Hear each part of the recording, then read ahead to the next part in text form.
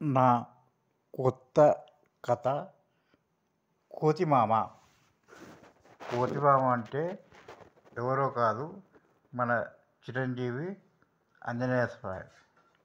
ఇక్కడ కోతిమామ అన్న కారణం ఏంటంటే, మనసు స్థిరంగా లేనప్పుడు గాలిదేవుడికి హనుమంత స్వామి వారు పుట్టింది కాబట్టి హనుమంతుల వారికి ఈ కథ అంకితం ఇస్తూ కోతిమామ అని పేరు పెట్టిన. ఈ కోతిమామ భార్య పేరు సువర్చల.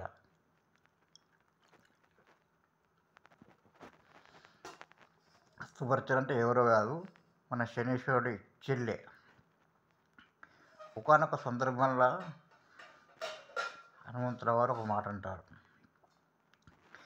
నేను హనుమంతుని అవతారం కాదు, ఆ పరమశివుడైన రుద్రుని అవతారం అని అంటాడు.